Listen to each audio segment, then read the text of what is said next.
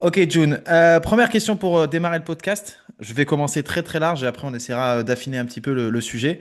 Mais d'après toi et ton expérience, qu'est-ce que tu as pu rencontrer comme principale différence entre les hommes et les femmes dans la musculation et donc le développement de la masse musculaire et de la force? Alors déjà, j'aimerais parler un peu des idées reçues qu'ont les femmes sur la musculation. Parce que même si ces dernières années, ça s'est pas mal démocratisé, on va le voir principalement sur le vocabulaire utilisé pour le renforcement musculaire chez les femmes. Donc ça va être plutôt des mots utilisés comme elles veulent se galber, elles veulent se tonifier, elles veulent se raffermir. On évite plus ou moins volontairement le fait de dire musculation chez la femme. Et pour moi, ça, c'est une des premières choses qui différencie, on va dire, le désir de se muscler chez la femme et chez l'homme. C'est là, en fait, la première chose que je vois quand j'accueille une débutante, une personne qui commence tout juste la musculation. Elle va avoir peur de ce mot parce que, avec tout ce qu'elle a vu sur les réseaux sociaux, les magazines, la télé, il y a plutôt cette volonté de prendre moins de place, de soustraire de la masse plutôt que d'accumuler de la masse musculaire. Alors que vraiment, la première chose qu'une femme doit faire pour être justement plus tonique, c'est se muscler. C'est se muscler. Donc déjà, il y a ce paradigme un petit peu où une femme a envie d'être tonique, a envie d'être athlétique, elle a ce désir de sculpter son corps, mais à côté de ça, ah non, pas de poids, pas trop de poids, hein, surtout pas. Ou alors, quand je leur demande qu'est-ce qu'elle faisait jusqu'à présent en termes d'entraînement, elles me disent bah, je fais 4 séries de 30 reps avec des petits poids roses. Donc, c'est un peu, bon, voilà, c'est cliché. Mais en fait, c'est ça pour moi la première chose qui me saute aux yeux dans cette différence, c'est cette peur, en fait, de pratiquer la musculation au-delà de toutes les différences de genre et physiologique qu'on pourra aborder aussi. Je pense que euh, il faut que les femmes repensent un petit peu leur vision de la musculation, mais ça passe également par repenser aussi bah, toute une société, Mhm. le côté marketing. Voilà, c'est vrai que beaucoup de personnes, d'influenceurs ou d'influenceuses surfent un petit peu aussi sur cette vague de perdre du gras, sculpter ses abdos, brûler la graisse du ventre, des cuisses, alors que en fait, voilà, il faudrait simplement dire bah, musclez-vous pour obtenir le corps de vos rêves. Et encore que là aussi, on pourrait, enfin voilà, je trouve ça un petit peu tendancieux de Ouais. parler de dream body, summer body, tout ça. Mais en tout cas, pour revenir à la musculation, c'est vraiment cette peur qui va caractériser au départ les femmes. Ensuite, je pense qu'elles peuvent se révéler dans la musculation et justement comprendre à quel point ça leur fait du bien. Une fois qu'elles comprennent le processus, que ce soit le processus de l'entraînement ou alors le processus qu'il y a tout autour de l'entraînement, là, elles vont davantage apprécier en fait ce qui se passe sur leur corps, sur leur mental et peut-être même aussi sur leur physiologie, sur leur hygiène de vie de manière générale, ce qui fait que au final, elles vont elles aussi repenser leur façon de pratiquer le sport et il y aura peut-être moins cette volonté de je voudrais prendre moins de place et plutôt quelque chose du style je veux m'affirmer, je veux reprendre possession de mon corps, je veux développer mes compétences plutôt que je veux simplement être dans un corps qui est bien aux yeux des autres et, et à mes propres yeux, certes, mais je veux aussi qu'il développe des compétences, des skills, de la mobilité, de la force, de la puissance. Ça, c'est des choses qu'on ne nous apprend pas, en fait, forcément qu'on ne nous apprend pas et on nous abreuve pas de ça. On n'a pas autant de choses marketing autour de soyez super forte, Ouais. Soulever lourd. développer, voilà, c'est ça, développer une force de Wonder Woman. Non, il y a beaucoup moins ça. Mhm, mhm. Bon, maintenant, aujourd'hui, c'est quand même mieux parce que ça s'est démocratisé. Ça s'est démocratisé, ça s'est. Voilà, on voit de plus en plus de femmes fortes.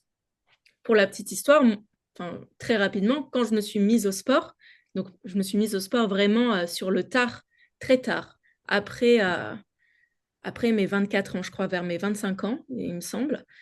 Et, euh, et en fait, la première chose que j'ai faite, c'est m'inscrire à un cours de CrossFit parce que j'ai vu des femmes très musclées, très, très musclées, et je me suis dit, ça, c'est incroyable. Et Mhm. tout le fitness que j'avais pu voir sur YouTube à l'époque, ça ne m'inspirait pas du tout, en fait. Je disais, mais qu'est-ce que c'est? Enfin, je ne vais pas faire ça chez moi avec trois petits poids. Et vraiment, la force, maintenant, donc avec l'émergence du CrossFit, l'émergence des réseaux sociaux, du powerlifting, du streetlifting, de l'haltérophilie, on voit de plus en plus de femmes très fortes. Et ça, c'est inspirant. Ça, c'est inspirant. Euh, Ça donne envie de s'y mettre, ça donne envie de bien bouger. On voit aussi de plus en plus de femmes performantes, même dans les sports d'endurance. C'est autre chose. Mais là, pour la musculation, je trouve que ça, c'est quand même bien démocratisé. Et ce qui fait que, eh ben, voilà, ça donne cette envie. Bah, c'est quand même un sacré combat. Et d'ailleurs, en plus, quand tu parles de ça s'est démocratisé, euh, quand tu parles à différentes générations de femmes, tu vois tout de suite le différentiel, hein. Si tu t'adresses aux femmes de plus de 60 ans, la musculation, on n'y pense pas. Ouais. Entre 40 et 60, on le fait, mais on fait des trucs très doux. Mm. Et en dessous de 30 ans, donc c'est la nouvelle génération qui, cette génération-là, est un peu plus ouverte, un peu plus éveillée sur les bienfaits de la musculation. Et là, on commence à aller en salle de musculation. Ouais, Mais c'est un vrai combat. complètement. C'est un vrai Ouais, combat. mm, mm. Complètement. Je suis totalement d'accord. Et Euh, pour le coup, en fait, je donne aussi des cours de pilates. Donc, Mhm. moi, je suis avec tout type de population. Donc, j'ai des populations assez jeunes pour les coachings de musculation. J'ai aussi une population, disons, intermédiaire, hein, qui ont entre 35 jusqu'à 50 ans. J'ai quelques doyens en musculation de plus de 60 ans qui sont vraiment très, très forts, d'ailleurs. Sur mes cours de pilates, bah, j'ai plutôt une génération quand même qui a, disons, entre 55 et 65 ans, on va dire. Mhm. Et on voit quand même la différence de perception, même simplement dans le fait de connaître, parce que forcément, je suis parfois amenée à leur parler de musculation, étant donné qu'en pilates, on renforce les muscles profonds, les muscles stabilisateurs, mais ça reste très doux. C'est une gym posturale, on va dire. Et je leur dis très souvent, oui, vous savez, si vous Mhm. voulez renforcer un petit peu votre capital osseux, préserver aussi votre masse musculaire, il faut faire de la musculation. Ça serait bien au moins une fois, deux fois par semaine. Je leur dis pas d'aller tous les jours à la salle. Mais en fait, ouais, c'est vraiment la musculation, c'est vraiment gage de préserver son capital osseux, sa densité musculaire. Et on sait que bah déjà à partir de, moi je veux pas être trop, enfin voilà, Bon, ben, je j'ai crois que pas c'est les à années. 25-30 ans, hein, ça, Voilà, je pense, bah, hein. j'allais dire à partir de 25 ans, c'est cool. Ouais, Mais non, oui, c'est ça, c'est ça. à partir de 25 ans, déjà, on a le pic qui redescend. Mm, Donc, il faut, si on ne l'a pas créé avant, on peut encore le créer. Et mm. d'ailleurs, on peut le créer à tout âge. Il n'y a pas d'âge pour pratiquer la musculation et c'est ça qui est bien. Mais il faut bah, continuer à le préserver, à l'entretenir. Sinon, bah, on va vers l'ostéopénie, donc la perte de masse musculaire. Puis, pareil, ensuite, on peut aussi partir vers de l'ostéopénie, de l'ostéoporose. Ça se voit aussi beaucoup bah, chez les personnes qui commencent à être très âgées, très sédentaires, mais ça se voit aussi chez les femmes. Ça se voit aussi beaucoup chez les femmes qui ont euh, un IMC plutôt bas ou alors qui ont des problématiques au niveau du cycle menstruel. Ça va se répercuter bah, sur leur masse musculaire, mais aussi sur leur masse osseuse. Donc, cette nécessité de faire de la musculation, je dirais que c'est même pas que pour être bien Mhm, devant les gens, mhm. c'est aussi pour être bien dans son corps vraiment sur le long terme. Et chez la femme, pour moi, c'est d'autant plus important. Ça serait même plus important qu'un homme au final. Enfin, parce qu'un homme, peut-être qu'il aura plus de facilité à s'y mettre. Et peut-être que voilà, il fera quand même toujours un petit peu de pompe, de traction, voilà, des choses comme ça. Une femme, elle va pas se dire aujourd'hui, je vais au street park et je vais me faire 5 séries de 10 pompes ou 5 séries de 10 tractions, pardon. Voilà, elle va pas se dire ça. Il y a un petit street park à côté de chez moi dans lequel je fais souvent des coachings et il y a toujours des hommes. Il y a que Ouais. des hommes. Donc, déjà, l'espace, il est tel que les hommes, en fait, ils se sentent à l'aise d'aller dans un street park parce qu'ils savent quand même davantage faire de choses avec leur corps ou peut-être qu'ils ont appris ça plus jeune avec voilà, la méthode Lafay, des choses comme ça. Une femme, beaucoup moins. Pourtant, elle devrait se sentir autant à l'aise. Alors, de temps en temps, je vois quand même des femmes et ça, c'est cool. Euh, je crois que c'était avant-hier, j'ai vu une femme, elle a fait un petit peu de crossfit, donc elle a fait un petit peu des dips, elle a fait un petit peu de keeping pull-up. J'étais contente, j'étais super contente de voir ça, mais c'est très rare. Franchement, la plupart du temps, c'est plutôt les hommes qui viennent s'entraîner et voilà, peut-être que les femmes aussi se sentent moins légitimes à Mhm. pratiquer dans un espace public. Mais bon, bref, pour revenir à cette histoire de densité musculaire et osseuse, et ben voilà, on sait que C'est obligatoire. c'est obligatoire, ouais, c'est ça. Mm. Et en plus, tu signalais quand même la différence entre les hommes et les femmes sur le fait que c'est probablement encore plus important pour les femmes que pour les hommes de se mettre à la musculation. Bon, il y a évidemment ce côté un peu culturel de bah, l'homme, généralement, il y va assez facilement, bah, en tout cas beaucoup plus facilement. Mais hormonalement aussi, on n'est pas équivalent. C'est-à-dire que la chute, si on peut parler comme ça, l'espèce de dégénérescence qu'on peut avoir, elle va pas aussi vite d'un côté que de l'autre. Déjà, à la base, on part pas avec les mêmes prérequis. Et la chute n'est pas la même. Donc, l'homme a tout intérêt à se mettre à la musculation, mais disons que les dégâts que peuvent causer l'inactivité chez l'homme, ils se verront beaucoup plus tard qu'ils peuvent apparaître chez la femme. Beaucoup Plutôt plus chez tôt. la femme, Ouais, beaucoup plus ouais, tôt. Donc, c'est ça. moi, je pense que ça, c'est. Moi, j'essaie de me battre un petit peu pour que les femmes se mettent à la musculation. Mais d'ailleurs, ça m'intéresse. La première fois que tu as fait ta séance de CrossFit et que tu as dit que tu avais fait du CrossFit, qu'est-ce que tu as eu le droit Enfin, on t'a dit quoi? Une femme qui fait du CrossFit, voilà, tu t'étais pas sportive, tu disais que tu n'étais pas sportive, donc tu faisais pas spécialement de musculation. Tu reviens dans ton groupe d'amis ou dans ton entourage et tu dis, ouais, hier j'ai fait ma première séance de CrossFit. Ça donne quoi? Ouais, bah ça. Alors, déjà, pour l'anecdote, je connaissais la personne qui avait ouvert la box de CrossFit. Ouais. Et donc, cette personne me connaissait et ne me connaissait pas en tant que sportive. Et donc, quand j'ai appelé la box pour prendre rendez-vous, j'ai reconnu sa voix. Et, euh, et la personne me dit, mais tu fais du sport, toi? Et j'étais, bah non, mais en fait, j'aimerais bien m'y mettre. Donc, voilà. Et ensuite, quand j'en ai parlé à mon entourage, sincèrement, déjà, le CrossFit, à ce moment-là, tu sais, c'était vraiment la Ok. sortie des box de CrossFit en France. Donc, c'était 2016, 2015-2016. Donc, ça commençait, mais c'était encore, voilà, par rapport à aujourd'hui, où quand on parle de CrossFit, les gens sont à peu près au courant. À l'époque, les gens ne savaient pas du tout ce que c'était. Tu parlais de boxe, ils pensaient que bah, c'était de la boxe française ou Ouais. Ouais. anglaise. Il y avait peu de connaissances là-dessus. Et quand je parlais un peu de ce que je faisais, donc je faisais de la gymnastique, de l'haltérophilie, de l'endurance, bah, tout le monde me disait, mais c'est un truc de fou, ton truc. Tout le monde me disait ça. Donc, c'est un truc de malade, tu vas te faire mal. Voilà, en Ouais, tu vas plus, te faire mal. comme j'étais, voilà, bah oui, que tu vas te faire mal. Bah oui, Mhm. parce que en plus, bon, il est vrai que, étant donné que j'avais pas de passé sportif, vraiment pas, tu vois, vraiment pas. Moi, quand j'étais petite, j'aimais pas le sport, dans le sens où, en fait, je pense que je n'ai jamais trouvé quelque chose qui m'animait, Mhm. ce qui fait que bah, j'avais pas d'activité extrascolaire et à l'école, bah, je séchais, tu vois. Donc voilà, c'était un peu ça.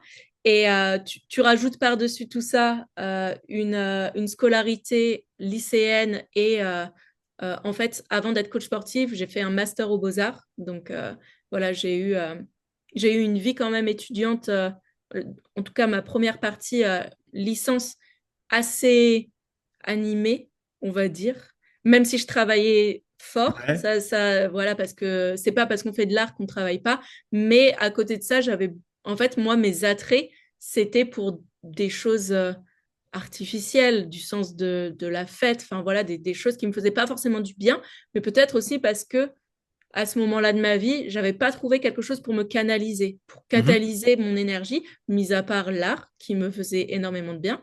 Et à un moment, en fait, je me suis dit, bah, je dois me mettre au sport. Et donc, oui, j'avais pas, quand je me suis mise au CrossFit, désolée, je divague un peu.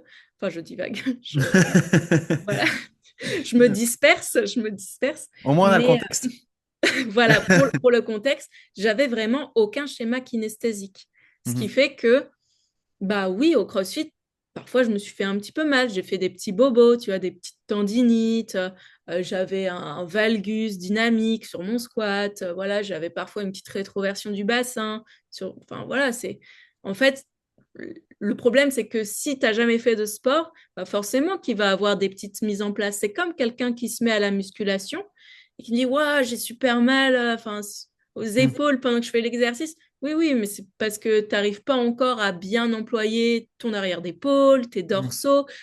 Tu n'as pas encore toute la synchronisation de tes muscles intramusculaires. Ça va venir au fur et à mesure. Et petit à petit, en fait, tu auras des douleurs localisées, des douleurs musculaires, plus que Ouais. vraiment tendineuses, sauf si un mouvement n'est pas approprié. Et dans ce cas-là, on revoit quand même l'exécution, on voit la posture, on voit aussi au niveau des segments, des longueurs musculaires, des longueurs osseuses éventuellement, peut-être qu'il faut adapter l'exercice. Mais, euh, mais voilà, se blesser, que ce soit, enfin, peu importe le sport, en fait, Peu pour moi, importe le sexe. c'est. Ouais, peu Il y a importe le des hommes sport qui se et peu blessent, importe hein. le sexe. Voilà, c'est ça, peu D'ailleurs, importe le sexe, c'est. on va se blesser. Maintenant, avoir peur d'un sport intensif, quand on est une femme, pour moi, c'est une fausse peur, en fait. C'est aussi, je pense, chez la femme, la peur de se rentrer dedans, parfois, de se rentrer dedans, d'aller chercher un petit peu ses limites, Hmm. de, euh, de transpirer beaucoup. Ça, on le voit beaucoup avec les personnes plus âgées. Oh, mais tu dois beaucoup transpirer. Moi, ma mère, elle me dit tout le temps ça. Elle dit, C'est oh, vrai, mais ça, c'est un problème. Non, mais ça c'est veut vrai que dire. ça, c'est des choses auxquelles on pense pas, nous, les hommes. Oui, Ouais. oui, non, mais voilà. Mais, Ah, mais en d'accord. fait, même chez la femme, pour moi, enfin, je trouve pas ça problématique. Mais Ouais, ouais. peut-être qu'à l'époque, ou peut-être que sur d'autres générations, ça l'était. Peut-être que c'est problématique d'être toute rouge et Hmm. de paraître dans la difficulté. Peut-être. Maintenant, je pense que, au contraire, c'est plutôt euh, le mot, je cherche un mot, mais c'est plutôt, euh, il faudrait le glorifier en fait. Ouais, valorisant, c'est valorisant, en Voilà, fait, c'est valorisant, c'est de se ça, c'est dépasser. valorisant. Ouais, bien sûr. Valorisant de se dépasser, d'acquérir de nouvelles compétences.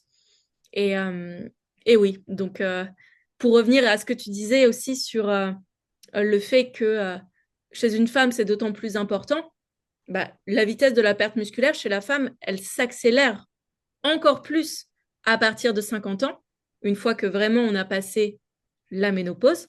Mhm. Voilà, là, il y a vraiment une chute en raison du climat hormonal qui, qui qui change complètement. Alors, c'est pas un arrêt de la vie, c'est plutôt une nouvelle fenêtre de vie. Mais voilà, il y a quand même des choses qui changent, même au niveau du, euh, au niveau cardiovasculaire. On va avoir des altérations endothéliales. On va avoir une baisse de la réactivité vasculaire. Donc, on aura plus de chances d'avoir, enfin, il y a une prévalence des maladies cardiovasculaires après passer la ménopause. Mais euh, ces anomalies, disons, ces petits couacs qui arrivent au fur et à mesure, voilà, on peut plus ou moins les prendre en charge, on peut les prévenir, voilà, on peut les prévenir, et ça passe par une pratique physique et Mhm. musculaire, et éventuellement, et même nécessairement, je dirais, cardiovasculaire. Mhm. Mhm. Et c'est là où le CrossFit peut être intéressant parce que du coup, tu retrouves un peu de tout dans la même activité. Et je me disais, bon, moi, le CrossFit, j'en ai quasiment jamais fait. J'en ai fait qu'une fois et c'était très loin de chez moi.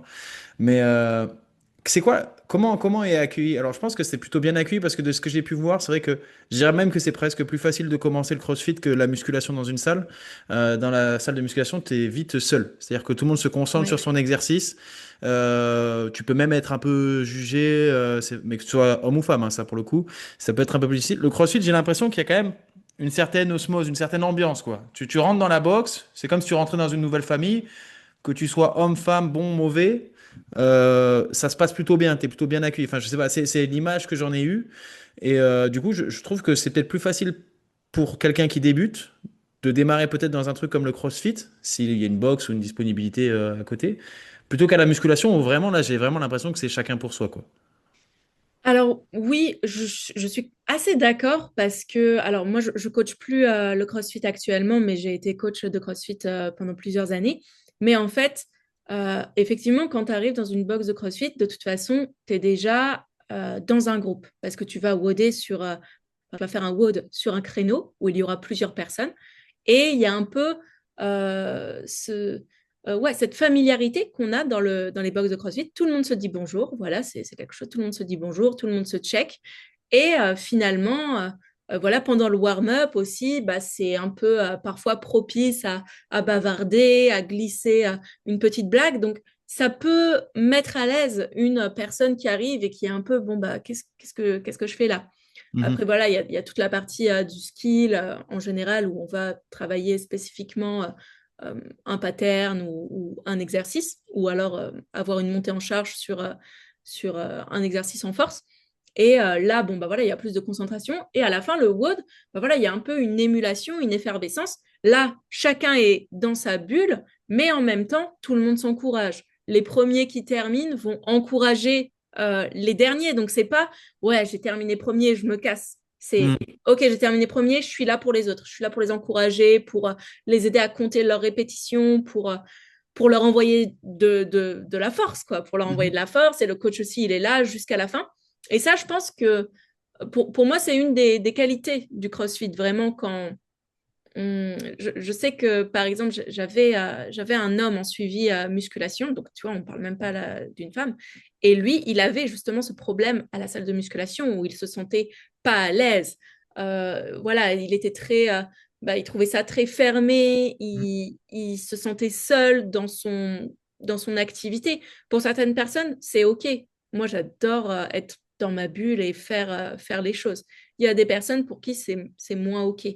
Et donc, je lui ai dit, bah écoute, pourquoi ne pas t'inscrire au CrossFit? Va tester. Et là, évidemment, il a adoré. Donc, c'est un peu ce qu'il recherchait dans sa pratique physique, c'est ce groupe, cet effet de groupe, cet effet de, bah, je suis avec d'autres personnes qui, eux aussi, font la même chose que moi. Dans la musculation, moi, je le vois avec beaucoup de femmes, mais aussi beaucoup d'hommes, hein. Comme tu l'as dit, il y a beaucoup d'hommes aussi qui ont peur qu'on les regarde. Mhm. Peur du jugement, peur de se faire juger. Sincèrement, personnellement, j'ai rarement eu cette sensation parce que j'ai l'impression que quand je vais dans une salle de musculation, tout le monde en fait est centré sur soi. Tout le Ouais. monde, voilà, c'est en fait les personnes qui s'entraînent, elles ont beaucoup de problèmes aussi dans leur vie et c'est pour ça qu'elles viennent s'entraîner. Et donc elles sont dans leur bulle. Maintenant, on n'est jamais à l'abri voilà de gars ou de nanas mal lunés qui Mhm. vont commenter, qui vont juger, qui vont critiquer. Ça arrive. Mais ça, en fait, ça arrive partout. Ça Ouais. arrive au travail, ça arrive, je sais pas, si on va dans un magasin, ça arrive si on flâne dehors, dans un groupe d'amis. Donc, en fait, euh, ce, cette chose, ça arrive, enfin voilà, cette peur du jugement qu'ont les femmes ou les hommes, déjà, elle est inhérente à l'être humain. Je pense qu'on a tous plus ou moins peur du jugement jusqu'à un certain degré. Et, et surtout dans des activités en fait dans lesquelles on débute parce qu'il y a cette peur de mal faire donc d'être risible plus ou moins d'être risible d'être voilà ou pas assez fort parce qu'on voit des gars ou même des nanas avec un corps incroyable qui font des choses de dingue et plutôt que d'être inspiré et juste se dire bah ok moi je suis pas là mais ça va venir eh ben, on est un peu ah, je suis une merde. Ouais, c'est Tu un peu vois, ça, c'est vrai, c'est vrai. c'est un peu ça. Et voilà, je vais pas mentir, hein, moi aussi, je me le suis dit parfois. Et je C'est, continue à me le dire des fois quand j'arrive à la salle. Quand tu arrives à la salle et que tu vois quelqu'un faire un truc exceptionnel, c'est bon, tu te dis ouais, bah ouais, oui, bah oui, bah trop oui, d'habitude. non, Ok, je mais suis toujours voilà, qu'à ça, quoi. voilà, c'est ça. Il y a, forcément, on va se le dire, mais je pense qu'il faut quand même avoir cette capacité à prendre un peu de recul et se dire, OK, moi, je suis là, même si ça fait tant d'années que je m'entraîne. Et en l'occurrence, la plupart des gens, ça sera que depuis quelques mois, quelques années, ou alors depuis plusieurs années, mais très très mal. Ils s'entraîneront très mal depuis longtemps. Donc voilà, ça compte pas vraiment. Mais voilà, plutôt que de se dire, bah, je suis une merde, des fois, je me dis juste, bah, ok, voilà, elle est forte. Peut-être que ça fait hyper longtemps qu'elle s'entraîne. Peut-être qu'elle agence tout autour de ça. Peut-être que c'est sa vie. Peut-être qu'elle est douée. Peut-être qu'elle a un don. Ouais. Voilà, ou juste peut-être que voilà, c'est son truc. Elle a trouvé son truc et voilà, et elle excelle là-dedans. Et c'est inspirant. C'est inspirant. Et même si on se dit, bah ouais, il y a un petit côté, bah c'est injuste. Moi, je fais ça depuis tant de temps. C'est la vie, en fait. C'est comme ça, hein. On Mm, mm. pourra toujours trouver plus Dur. fort, plus beau, plus mieux que soi, Mm. mais enfin, différent de soi, je dirais. Mais voilà, il faut, je pense, repenser un peu son rapport à, à l'extérieur, à l'environnement dans la salle de musculation et se dire, je fais les choses pour moi, je fais pas les choses pour qu'on me regarde, pour qu'on me juge. Et, si, et franchement, en vrai, je pense qu'il y a quand même plus de personnes bienveillantes ou alors qui s'en foutent en salle de musculation que des personnes qui vont critiquer. Et ces personnes qui vont critiquer, bah c'est des merdes. Voilà, il faut Ouais. juste le dire. Voilà, c'est les personnes qui critiquent d'autres personnes qui commencent sans connaître leur passé, sans connaître leur histoire, sans connaître le contexte de la personne.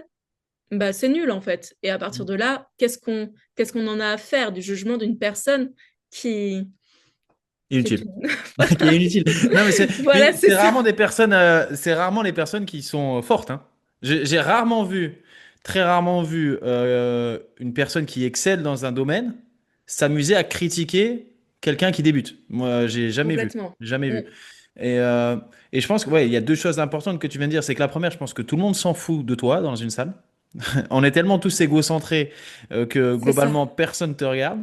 Et la deuxième chose, je pense que si tu arrives à franchir le pas, je pense, et à ouvrir un dialogue, je pense qu'il y a beaucoup de gens qui sont prêts à t'aider même.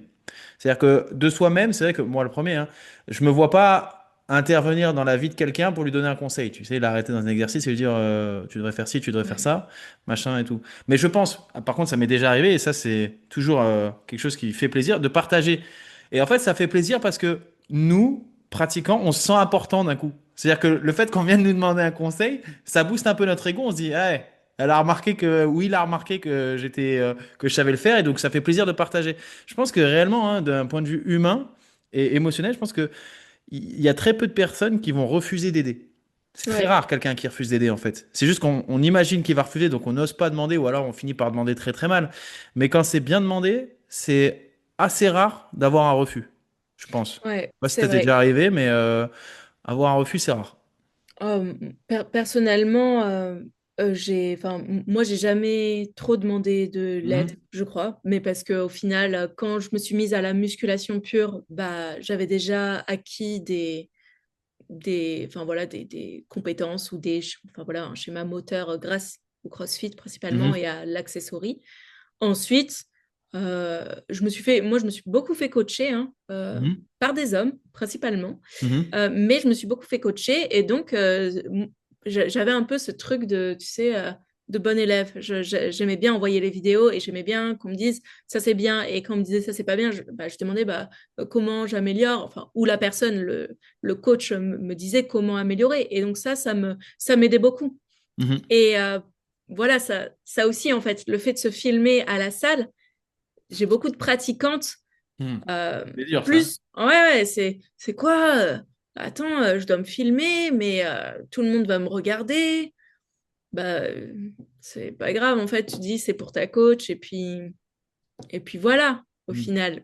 Et puis maintenant, il y a vraiment beaucoup, beaucoup de personnes qui le font. Ah oui. Mais voilà, il y a quand même effectivement cette peur, et c'est vrai que les personnes ont aussi du mal parfois à demander de l'aide. On le voit parce que quand je vais maintenant, bah, tu as déjà été au Super Physique Gym, je m'entraîne principalement là-bas. Pendant un moment, je me suis entraînée dans un fitness park parce que c'était pratique, parce qu'il y avait aussi d'autres machines que je recherchais. Donc voilà, c'était assez chouette. Et en fait, le nombre de personnes, hommes ou femmes, mais beaucoup femmes en général, que je voyais bah, ne pas trop savoir s'y prendre. Donc faire mal un mouvement en plus avec des machines. plus ou moins guidés ou des câbles. Donc, tu vois la personne faire un tirage vertical qui ne ressemble en rien à Il est horizontal. voilà, non, mais c'est horizontal Ouais. ou alors, enfin voilà, tu te dis la personne va se retourner les épaules tellement elle est en avant, tu vois. Enfin, vraiment, il y a toutes sortes de choses, des exécutions. Je n'aurais jamais imaginé voir ça. Même pour le hip thrust, tu vois, ça balance la tête en arrière. Ouais. Ça ne ressemble plus à rien. Ça ne ressemble plus à rien, mais et ben voilà, elle demande pas forcément de l'aide. Alors que bon, en général, les coachs qui sont sur le plateau, ils sont avec des coachés, donc ils viennent pas corriger. Mais voilà, elle pourrait très bien demander à quelqu'un de l'accueil qui est là. Voilà. De temps en temps, je vais vers elle et je leur dis juste très gentiment, je leur dis, ah, excuse-moi, qu'est-ce que tu essaies de faire? Je pose d'abord ça comme question, c'est qu'est-ce que tu essaies de faire? Parce que, en fait, peut-être qu'elle a envie volontairement de faire un tirage horizontal au lieu d'un Ouais. tirage vertical. Ouais. On ne sait pas. Mm. Donc, je demande. Et si la fille me dit, bah, je cherche à faire un tirage vertical, je lui dis, OK, alors je peux te donner deux, trois petites astuces pour que ce soit mieux. Mm. Et en général, la personne prend plutôt bien. Voilà, Ok. je pense que les femmes ont moins de mal à prendre un conseil. À dire, euh, chez les hommes, j'ai un peu plus de mal. Peut-être parce que simplement, en fait, je me On dis, sait pourquoi. On sait tous oui, pourquoi. On va voilà, pas. voilà, on va pas le dire. On sait tous pourquoi. On On sait va tous pas se pourquoi. mentir, on va pas essayer de trouver une excuse valable à l'homme. On sait tous pourquoi ça passe moins bien, mais bon, d'accord. Donc voilà, donc je vais pas tellement chez les hommes, sauf si je vois qu'ils me regardent avec insistance, et dans ce cas-là, pourquoi pas, Ouais. je vais l'aider. Mais, mais en général, bah oui, hein, je suis coach, mais je suis pas coach de la salle de fitness park, donc forcément, je vais pas aller voir tout le monde et corriger tout le monde. Et pareil, je vais pour m'entraîner moi, donc forcément, il y a des moments où tu es dans ta bulle et tu peux pas sauver tout le monde, en fait, tu peux pas aider tout le monde. Donc Non. voilà, de temps en temps, tu essaies quand même d'aider, ça peut être bien pris. Et voilà, pour les personnes qui nous écoutent et qui sont plutôt débutantes, je pense qu'il ne faut pas hésiter à demander à Ah, une personne qui a l'air quand même, qui a l'air sûre d'elle, qui a l'air de bien faire les choses. Majoritairement, enfin voilà, on peut toujours tomber sur une personne qui a l'air sûre d'elle et qui est complètement incompétente, ça existe. Ça existe malheureusement. Mais voilà, on peut se dire, ah, elle a l'air de bien exécuter ses exercices, peut-être que je vais lui demander. Ou alors se diriger à l'accueil et demander, bah voilà, est-ce qu'il y a un coach de disponible juste pour me montrer deux, trois choses basiques. Mais c'est là encore que euh, on voit en fait cette différence qu'une femme arrive dans une salle de musculation, elle va plutôt aller sur le plateau cardio. ouais. Ah non, mais ça, c'est Elle va dingue. plutôt aller sur le plateau cardio Ouais, ou ouais. alors dans la salle du haut où il y a les cours cuisses abdos fessiers Hmm. avec des tout petits poids Hmm. grosses et des élastiques. Hmm. Et voilà, et elle va faire ça. Hmm. Mais elle va pas avoir ce truc dans la tête de se dire, OK, je vais sur le plateau avec les haltères, je vais prendre la barre d'haltérophilie, enfin la Hmm. barre longue, je vais faire des squats, je vais faire du développé couché. Non, non, je vais faire des dips, des tractions. Non, il faut même pas parler de trucs au poids du corps. Au début, c'est trop difficile pour une femme. Hmm. Donc, Hmm. donc voilà, il y a vraiment cette, on pourrait parler, enfin, on a parlé très rapidement, mais on pourrait parler de toutes les différences physiologiques, parce qu'on pourrait aussi parler du cycle menstruel, voilà. Mais en fait, déjà, rien que le fait que la femme, dans son environnement, tout comme en fait dans son corps, elle veut prendre moins de place. Elle veut prendre moins de place, donc voilà, elle va se faire petite, elle va rester sur le plateau cardio ou alors sur les machines guidées, mais elle va mettre aucun poids, tu vois, Hmm. elle va brasser un peu du vent. Hmm. Heureusement que, encore une fois, comme on a dit, je pense que au niveau des nouvelles générations, c'est beaucoup moins comme ça. Et d'ailleurs, enfin oui, quand j'allais encore au fitness park, bah, je voyais beaucoup de personnes jeunes, plus jeunes que moi, s'entraîner très très bien, voire même, comme on a dit, bah, mieux que moi, enfin avec de meilleures performances. Là, Hmm. tu dis bon, voilà, il y a un truc il y a quelque chose qui s'est démocratisé. Et peut-être que c'est par l'émergence des réseaux sociaux qui ont certains inconvénients, mais qui peuvent aussi avoir des côtés bénéfiques malgré tout. Mhm, mhm. Et est-ce que tu crois que ce serait plus... Enfin, parce que je pense que ça doit exister dans toute la France, mais ici, ils ont créé du coup des salles dans lesquelles il y a des espaces réservés aux femmes. Donc, ils ont fait des salles avec des... Pareil, hein, il y a machine et poids libre, mais réservés aux femmes. Et je me suis toujours demandé, parce que c'est vrai, hein, on va pas se mentir, le côté haltère et poids libre, c'est beaucoup squatté par les hommes, énormément d'hommes. Est-ce que c'est difficile pour une femme de réellement, hein, je parle au premier degré, de se frayer un chemin au travers des hommes. Tu sais, de voilà, de prendre le banc au milieu des hommes. Est-ce que c'est un Alors, problème? Je sais pas, parce que moi je le vis pas. Est-ce que c'est un souci ou bah, pas? franchement, je pense que ça dépend d'où tu en es dans ton rapport à toi-même et à ton environnement. Et peut-être dans ton rapport à la pratique sportive. Euh, Moi, ça n'a jamais été un problème. J'ai toujours bien aimé aller sur le plateau de musculation dès que je suis rentrée dans une salle de muscu. Et en fait, très vite, j'ai été au SP Gym, mais il y avait quasiment que des mecs, hein. Il y avait une ou deux filles. Donc, on était Mhm. trois nanas pendant un moment. Ensuite, on a été quatre. Mais voilà, les quatre nanas avec que des gros lourds. Ouais, des bofs, ouais. C'est vrai que le Avec des SPJ, gros... c'est quand même le sacré repère. C'est le Pardon. repère des Oui, bofs, voilà. mais bon, c'est Le pas grave. repère, le repère des gros relous. Donc, voilà. Donc bon, en fait, quand je suis arrivée ensuite dans des salles plus Commercial. ouvertes, voilà, commerciales, voilà, dans les salles commerciales, j'avais perdu le mot. Et ben en fait, j'avais aucun problème à m'entraîner. Et effectivement, quand je suis arrivée, il y avait pas mal d'hommes qui me disaient, ah, tu t'entraînes bien et tout, tu t'entraînes dur et tout, enfin voilà, tu pousses vraiment. Mais en fait, moi, j'avais déjà toute cette culture-là du CrossFit, de l'haltérophilie et de la muscu avec des hommes. Mhm. Donc voilà, je m'entraînais pas comme un homme.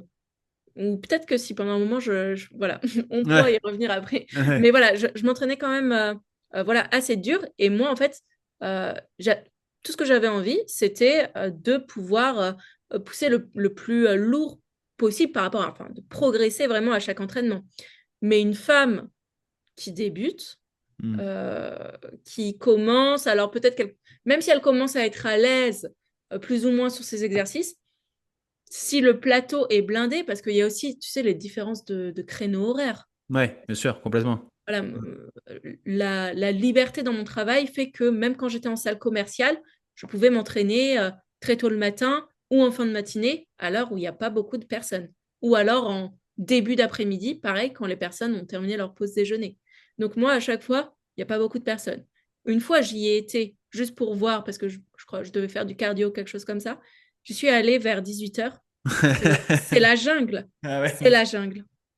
Ah ouais. C'est la jungle. Et donc, à ce moment-là, bah, la femme, clairement, peut-être qu'elle va se dire, bah non, en fait, tous les mecs ont pris d'assaut tous les bancs, tous les mecs ont pris tous les poids. Euh, Peut-être qu'elle se sent moins légitime, en fait, à s'imposer et à dire, laissez-moi un banc, s'il vous plaît. Voilà, c'est peut-être plus compliqué. Je pense que c'est plus compliqué. Maintenant, dans mes élèves féminines, je le vois au niveau des différences de niveau. Donc, j'ai des femmes qui sont très débutantes et j'en ai beaucoup qui aiment s'isoler. Justement, s'isoler, bah, elles prennent leur poids, mais elles vont s'isoler dans la partie cours collectif si c'est disponible. Et comme ça, elles peuvent faire leurs exercices avec haltères, tranquillement. Voilà, elles prennent le matos dont elles ont besoin. Et j'ai des personnes qui n'ont plus aucun problème et voilà, et qui s'entraînent, qui osent s'affirmer et prendre leur place en tant que pratiquante. Au-delà de je suis une femme qui vient m'entraîner, c'est je suis une pratiquante de musculation, j'ai payé, je viens faire mon entraînement. Voilà, c'est surtout ça. Ouais, c'est un cap qui est pas évident en plus, comme tu le disais, parce que si tu viens quand il y a beaucoup de monde, et parce que autant peut-être qu'une femme elle va avoir du mal à s'affirmer, autant un homme il a aucun problème, surtout s'il vient avec des copains, il y a Ouais. aucun problème. Ça fait beaucoup de bruit, ça bouge dans tous les sens, donc c'est vrai que enfin, ça peut créer une ambiance où on a dit oula, j'ai pas trop envie d'aller dans ce coin-là, je vais rester sur mon elliptique, qui est, je pense, une machine qui a été créée pour les femmes. Le vélo elliptique, j'ai l'impression, j'ai jamais vu quelqu'un d'autre à part une femme dessus ou une personne âgée. J'ai déjà vu des hommes, voilà. T'as Oh, déjà vu des personnes hommes? âgées, Ouais. beaucoup de personnes âgées, mais si, j'ai déjà vu des hommes, mais évidemment, franchement, c'est 90%, c'est des femmes qu'on voit sur Ouais. les elliptiques. Donc elle dit, je vais rester là, tranquille, au moins je suis au calme. Je suis sûr qu'il n'y a pas d'homme qui va venir. Et on laisse de côté les poids libres. Et, C'est ça. et du coup, bon, il y a quand même une phrase que tu as dit, donc tu as dit qu'on allait y revenir, et on va y revenir. Donc tu disais qu'à un moment donné, tu t'es peut-être entraîné comme un homme. Mm. Qu'est-ce que, Ouais. qu'est-ce que tu entends par là? Parce que je pense qu'il faut le développer. Est-ce qu'il y a vraiment un entraînement à différencier entre les hommes et les femmes? Quelle est la différence que, en tout cas dans ton esprit, que ça faisait s'entraîner comme un homme et mais s'entraîner comme tu le fais maintenant? Alors, voilà, c'est assez nuancé, hein. Pour Ouais. moi, voilà, la musculation, enfin, voilà, elle est pas genrée. Enfin, les exercices ne sont pas genrés du tout. Maintenant, il y a plutôt, quand on prend en charge quelqu'un, on va s'intéresser à son niveau. Est-ce qu'elle est débutante, intermédiaire, avancée? Est-ce que on va s'intéresser aussi plus ou moins bah, à son niveau de stress? Tu sais, les questions de base hein, pour l'individualisation, que ce soit de la prise en charge, hein, mais aussi de l'entraînement, parce que une personne qui a énormément de travail, qui est chef d'entreprise, stressée, qui a des enfants, une famille, voilà, peut-être que on va pas lui mettre un aussi gros volume d'entraînement, peut-être pas autant de séances, tout simplement, qu'une personne qui est dans sa vingtaine, qui est un peu encore étudiant, mais qui a du temps libre et qui n'a pas tellement de stress finalement. Ça va pas être la même chose. On va avoir euh, des questions sur la qualité du sommeil, sur l'anxiété, sur la récupération. Et pour les femmes, il y a aussi autre chose sur laquelle on peut se pencher quand on fait une prise en charge, c'est le cycle menstruel. Donc voilà, je sais que pour les hommes, c'est pas toujours évident de poser la question. Pourtant, en fait, c'est un signe de vitalité chez la femme. C'est un marqueur de la Mhm. vitalité.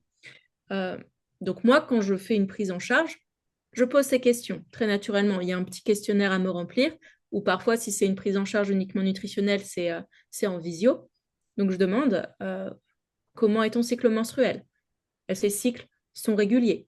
Est-ce que tu parviens à repérer tes trois grandes phases? Donc, on dit deux grandes phases, mais il y a l'ovulation qui pour moi est une petite phase aussi. Donc disons voilà, deux ou trois phases.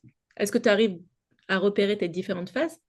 Est-ce que tu as différents symptômes durant ces phases? Est-ce qu'ils sont invalidants? Comment la personne, elle vit son cycle, en fait? Il y a des femmes qui vont très bien en vivre, euh, qui vont très bien le vivre, pas avoir, qui vont avoir des petites fluctuations d'énergie, mais rien de catastrophique. Et il y a d'autres personnes qui vont très mal gérer ça, enfin, pas gérer, mais très mal le vivre, très, très mal le vivre, et qui vont avoir une dégradation de leur énergie, des difficultés de récupération, des cravings, de la fatigue. Voilà, vraiment beaucoup de choses. Et ce tabou autour du cycle, bah, déjà pour moi, il devrait être complètement aboli, même Mhm. si Mhm. on y vient parce que c'est un peu le hot topic, je Mhm. trouve. Mhm. Maintenant, Mhm. on en parle de plus en plus. Euh, et c'est bien, c'est bien. Ensuite, tu sais, il y a beaucoup de réels, de choses dessus, justement. Oui, entraîne-toi comme ci, comme ça si tu es en phase folliculaire et entraîne-toi comme ci, comme ça si tu es en phase lutéale. Mais je pense que c'est un, Un peu plus complet, un peu plus complexe. voilà, c'est un peu plus complexe. C'est comme, oui, mange ceci si tu es en train d'ovuler. Et Ouais. ouais, bon, bref. Voilà, je pense que enfin, qu'il faut vraiment individualiser. Euh, il faut individualiser parce que au sein même de la vie d'une femme, eh ben, la femme, elle va avoir des phases où elle va très bien vivre son cycle et d'autres phases où elle va moins bien le vivre. Ça va pas être un cycle parfait chaque fois et ça va pas être la catastrophe à chaque fois. Enfin, bon, ça peut être la catastrophe s'il y a des choses qui ne vont pas, mais ça, voilà, il faut une prise en charge globale de manière générale. Mais par exemple, quelqu'un qui est bien dans son cycle, elle peut de temps en temps avoir euh, une dysménorrhée, une dysovulation, quelque chose qui fait que, bah voilà, peut-être un stress intense, qu'elle a eu peut-être moins de ressources énergétiques, peut-être beaucoup de fatigue accumulée, qui font que sur peut-être un mois, son cycle va être moins qualitatif. Donc, elle va plus ressentir les effets. Elle va plus ressentir les effets négatifs du cycle menstruel. Mais en soi, c'est important de dire que les femmes, elles sont en mesure de performer à toute phase du cycle, que ce soit la phase folliculaire, l'ovulation ou la phase lutéale et les menstruations. Voilà. La femme est capable de performer à toute phase du cycle. Je pense que c'est très important de l'avoir en tête. Par contre, s'il y a des symptômes, ça peut devenir invalidant. Ça c'est sûr. Et donc, c'est là que l'individualisation, ça peut être intéressant. Mais pour moi, c'est vraiment la cerise sur le gâteau. C'est la cerise sur le gâteau parce que déjà, il faut être en mesure d'observer son cycle. Et ça, c'est pas toutes les femmes qui le font. Et je dirais même que pour certaines femmes, c'est pour moi, on devrait, enfin, toutes les femmes devraient le faire.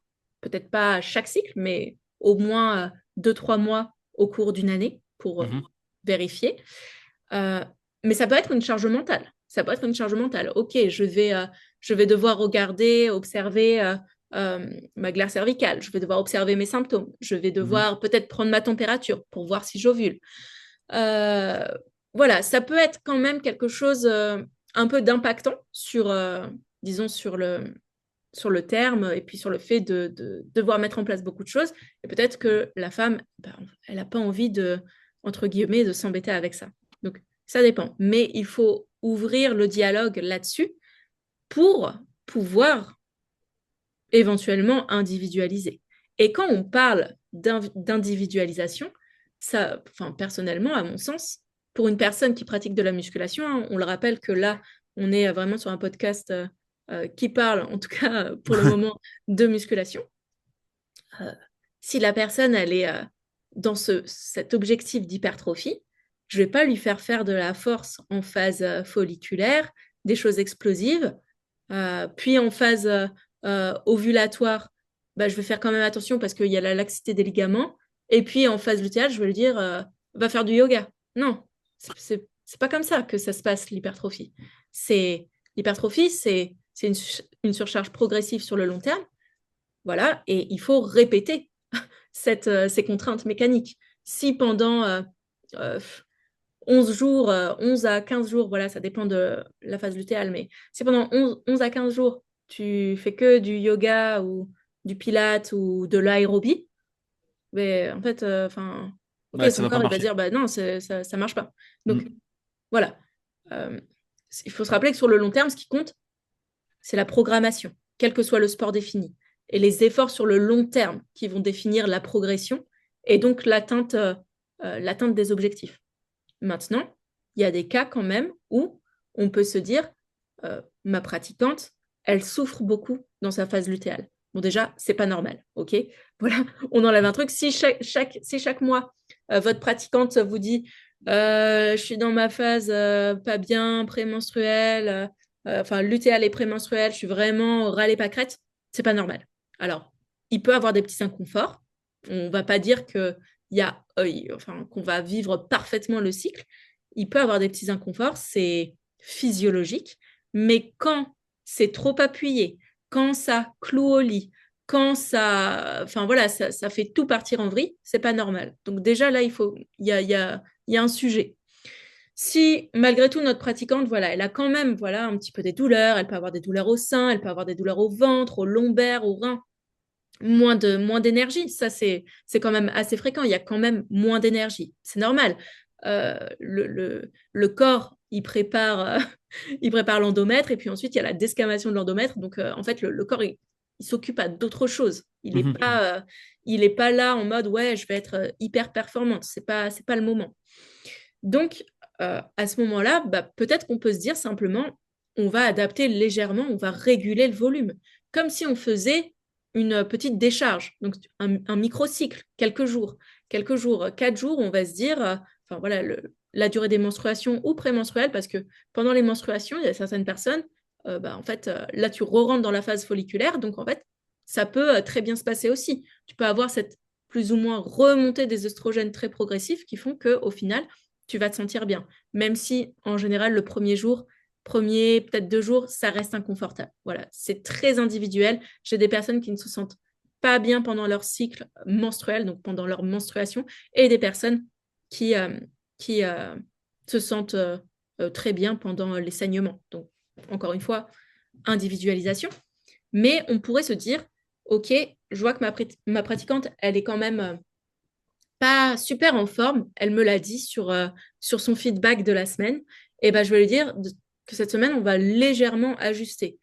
Donc, je ne sais pas si on dit n'importe quoi, hein, mais si elle avait un 4 x 10 à faire à 100 kilos au squat, euh, ce qui est une très belle perf. J'allais dire 4 fois 10 à 100 kilos squat, on est déjà sur. On est déjà sur un bon niveau, tu vois. Non, mais Sur voilà, quelqu'un qui est pas. c'est pour Oui, oui, imaginer. mais au moins les Voilà, chiffres c'est sont pour faciles à imaginer. retenir. Voilà, c'est Ouais. ça, c'est facile à retenir. Et ben, on pourrait se dire, OK, bah, cette semaine, plutôt que de faire ça, sachant qu'elle devrait être à RPE 8. Donc, tu vois, même pas, elle devrait pas être à RPE 10, elle devrait être à RPE 8 à peu près. RPE, donc c'est une mesure de la difficulté. Hein. Voilà. C'est 10, ça, voilà. super dur. 8, Ouais. dur, mais 8, ça va. c'est, voilà, dur, ça va. On a un petit peu de réserve. Moi, Voilà. j'utilise beaucoup les RIR, donc les répétitions en réserve. Donc, en général, sur le long terme, je demande beaucoup à mes élèves d'être RIR 2. Voilà, ça Ok. me permet d'avoir une marge de Deux réserve. répétitions en réserve. Voilà, c'est ça. Et forcément, il y a des moments où on arrivera à RIR 1, RIR 0, voire échec. Mais en fait, ça nous permet quand même d'avoir une marge de progression. Mhm. Donc, cette personne est censée avoir 2 répétitions en réserve. Mais là, en fait, c'est sûr que son effort, ça va être soit échec, soit RPE 10. Donc, plutôt que de lui infliger ça, parce que ça va potentiellement lui coûter beaucoup d'énergie mentale, physique, beaucoup de ressources, et c'est peut-être pas le meilleur moment, eh ben, on peut se dire, OK, on fait une petite décharge, on va enlever 15-20%, et peut-être on va aussi enlever un petit peu de répétition. Voilà, ça va donner quelque chose de légèrement différent. On peut se dire, bah voilà, elle va faire un 4 fois 6, 8 à 80 kilos, par exemple. Ça peut être 75 aussi. Vraiment, c'est dépendant. On se dit que c'est sur une semaine. Donc, enfin voilà, normalement, c'est sur une semaine. Donc, ça n'a pas trop d'incidence. La semaine suivante, la personne peut reprendre soit une semaine avant cette petite décharge. Donc, en fait, au lieu de faire son 4 fois 10, bah, peut-être qu'elle fera 4 fois 8 à 100 kilos. Donc, juste, elle Mhm. réaugmente la Mhm. charge. Ou alors, si on voit que bah, il y a des difficultés à repartir, peut-être aussi que c'était temps de décharger et de relancer des cycles de Mhm. Mhm. progression à Mhm. ce moment-là. Et dans ce cas-là, on refait une progression où elle sera plus facile au début et où l'intensité va monter progressivement avec les répétitions, la charge. Donc voilà, il y a ces tableaux-là sur lesquels on peut jouer. On pourrait aussi se dire que certains patterns de mouvement, comme le squat finalement, le hip thrust, tout ce qui est des patterns de hinge, on va avoir une flexion du buste, une flexion des hanches, ouais, enfin voilà, ou hinge RDL par exemple, Romanian deadlift, ou voilà, c'est flexion de hanche et on va avoir quand même le buste assez penché en avant, ou même tout ce qui est travail des abdominaux, tu vois, ça peut causer quand même des désagréments, des douleurs. Donc, on peut se dire, bah là, je vais plutôt adapter le pattern de mouvement. Plutôt que de lui faire un back squat, je Ouais. vais peut-être lui faire juste voilà, du goblet squat, beaucoup Ouais, plus un front léger. squat, quelque chose Enfin, qui a. voilà, un front squat, quelque chose qui va mettre moins quand même de pression. Mhm. Peut-être qu'à la place du Romanian deadlift, je vais lui faire du hip extension vraiment avec les crêtes iliaques à fleur du pad. Donc, tu sais, pour pas Mhm. avoir d'appui sur le plancher pelvien ni sur le bas-ventre. Tu vois, quelque chose comme ça.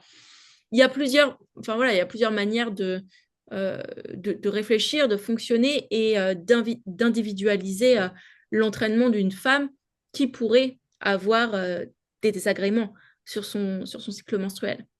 Si moi je dis que je me suis entraînée plutôt comme un homme, c'est aussi parce que euh, pendant longtemps, j'ai pas eu de cycle menstruel. Donc en Mhm. fait, je,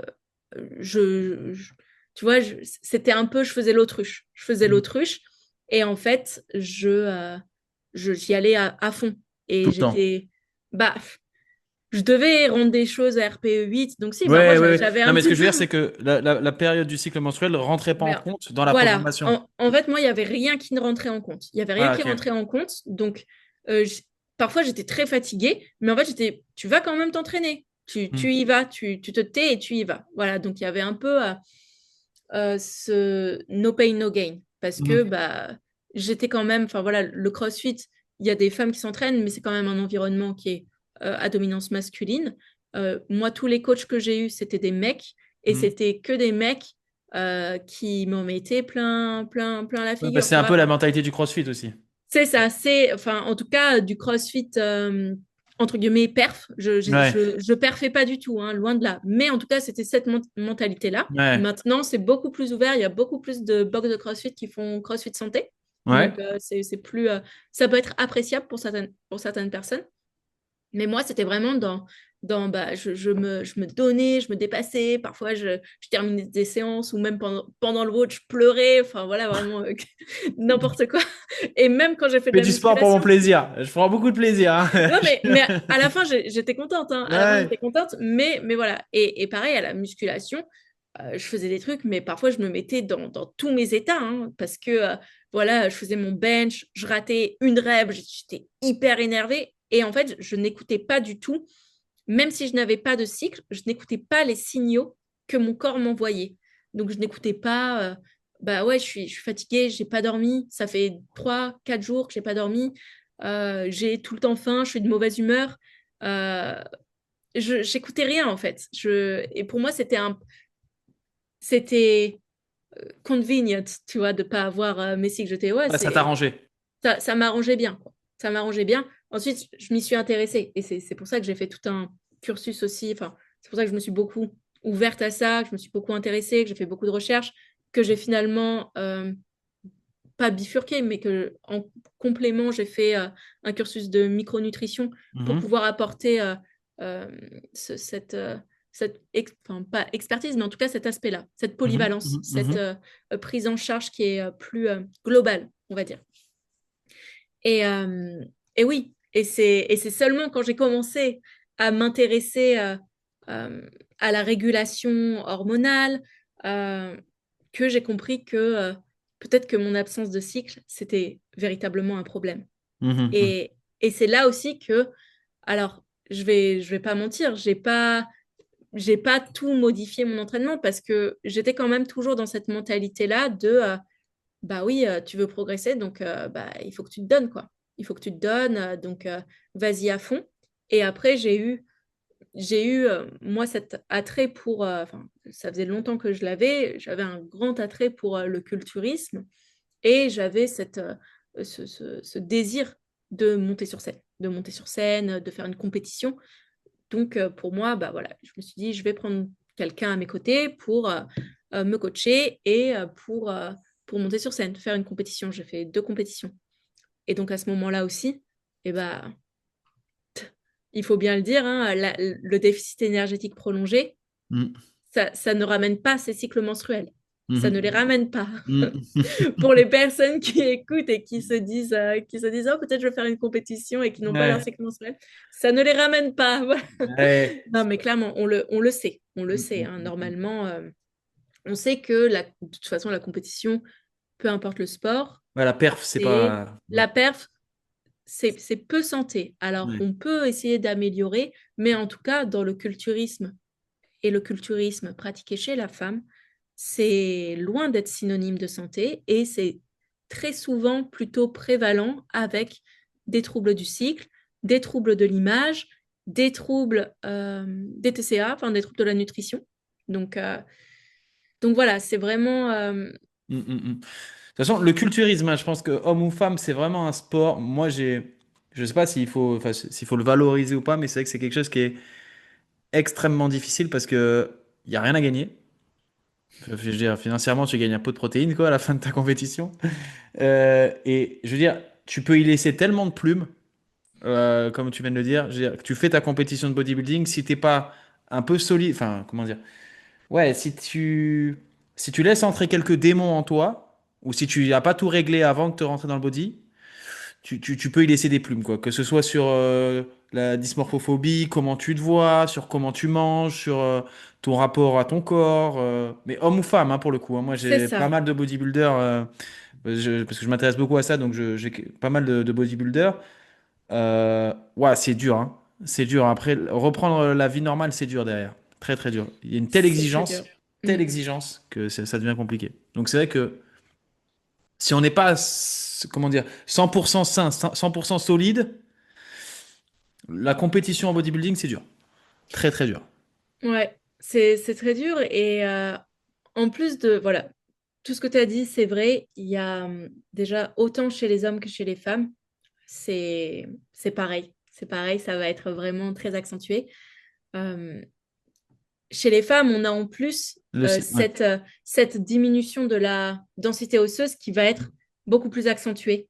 Euh, donc voilà, avec ces possibles euh, ostéopénie qui peut évoluer en ostéoporose, parfois des fractures de stress, même quand la personne fait de la musculation. Mhm, mhm. Euh, voilà, il va avoir aussi les perturbations de la fertilité, donc autant chez l'homme que chez la femme. Mais il y a aussi d'autres choses dont on ne parle pas forcément tout de suite parce que voilà, là, c'est ce qui nous vient directement. Pareil, les TCA, c'est ce qui nous vient. Mais on va avoir aussi des perturbations de la digestion.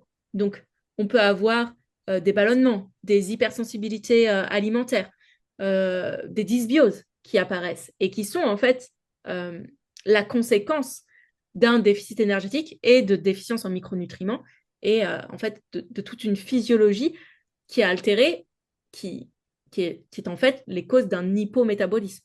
Donc Mhm. voilà, on a aussi tout ce qui est fatigue chronique, hein, l'insomnie. Alors moi j'ai été insomniaque, mais pendant 4 ou 5 ans. Ah oui? Donc voilà, ah ouais, Et j'ai t'as été... réussi à retrouver le sommeil derrière? Maintenant, oui. Alors, c'est pas parfait. Ouais. J'ai des phases quand je sais que, justement, j'ai un plus gros volume d'entraînement, quand je stresse, quand j'ai de l'anxiété, peu importe, tu vois, que ce soit Ouais. cellule personnelle ou professionnelle, quand Ouais. j'ai des stress, je sais que ça va impacter mon sommeil et je peux retourner là-dedans. Ok. J'avais beaucoup d'insomnie et de paralysie du sommeil. Donc, non seulement j'arrivais pas à dormir, et parfois, quand j'arrivais à dormir, c'était horrible en fait. Donc il y a cette peur parfois de retourner se coucher. Ouais, bien sûr. Maintenant qui ne l'est plus, j'ai réussi à corriger ça grâce aussi à la micronutrition, grâce aussi à des consultations avec d'autres personnes plus, plus calées que moi à l'époque qui m'ont aidé justement à commencer à prendre en charge et qui Ouais. m'ont encore plus ouverte justement à tout ce qui est de la micronutrition. Et il peut aussi avoir tout ce qui est la dépression, l'anxiété, euh, les troubles du comportement alimentaire, une altération euh, du système immunitaire, en fait. Et toutes ces choses, on en, on en parle, mais moins. On va Mm. mettre plus en avant vraiment voilà, la dysmorphophobie, on va mettre plus en avant les TCA, mais tout ce qui découle, en fait, d'un déficit énergétique prolongé, que ce soit pour une compétition pardon, T'as de faim. Tu culturisme. commences à être en hypo là. Tu nous parles de compote. Tu commences à être en hypoglycémie. Non, parce qu'il faut savoir que June, Non, elle non, fait mais ce podcast sans avoir mangé. non, non, non. Après, Attendez, c'est faux. Non, non, j'ai mangé une collation, mais voilà, j'ai c'est pas mangé le une gros collation, mais j'ai repas. pas le grand repas. Mais je vais manger après. J'ai mangé une collation, quand même. Que les gens ne s'inquiètent pas. Tout va Non, bien. tout va bien, tout va bien. Mais voilà, effectivement, ce déficit énergétique et tous ces troubles, cette prévalence de ces troubles liés justement à bah, pas suffisamment d'apport énergétique ou alors une trop grosse dépense, ils sont autant chez l'homme que chez la femme et ça va atteindre euh, tout l'axe en fait, euh, tout l'axe enfin, reproduction, tout l'axe Fertilité, ouais. fertilité, ouais, Mm. euh, des deux La genres. libido aussi, je crois que ça joue beaucoup là-dessus, hein. Ça joue énormément sur la libido, bien sûr, qui, en fait, tu sais, dans le RAID, chez les femmes, un des premiers signes, c'est l'aménorrhée. Et chez l'homme, c'est l'absence d'érection matinale. Donc voilà, Mm. évidemment, il y a d'autres choses. Et l'aménorrhée en elle-même, c'est un diagnostic d'exclusion. Donc, tu vois, euh, une femme qui n'a plus ses règles depuis plusieurs mois, déjà, il faut s'y intéresser. C'est pas normal, mais ça va être un diagnostic d'exclusion. Donc, on va se demander pourquoi cette femme n'a pas ses règles depuis plusieurs mois consécutifs. Euh, est-ce est-ce qu'elle elle est dans une période de stress trop intense? Est-ce que elle a suffisamment d'œstrogène? Est-ce qu'elle a suffisamment de progestérone? Est-ce qu'elle a une dysbiose? Est-ce qu'elle a un IMC trop bas? Ça peut être aussi écarté, bah, justement, un SOPK, donc un syndrome des ovaires polykystiques, qui est un terme tendancieux. Voilà, on ne va pas trop rentrer dans les détails, mais voilà, est-ce qu'elle a un SOPK, pathologie, une pathologie, et ou alors est-ce qu'elle a un fibrome utérin? Est-ce qu'elle a un adénome hypophysaire? Ça peut être tout ça aussi.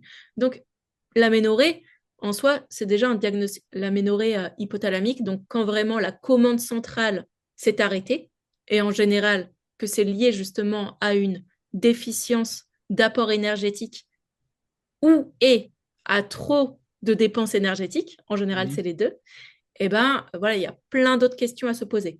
Mais effectivement, la fertilité et la libido, ça reste un des marqueurs assez, assez révélateur, hein, de où tu en es, de ta vitalité, en quelque sorte.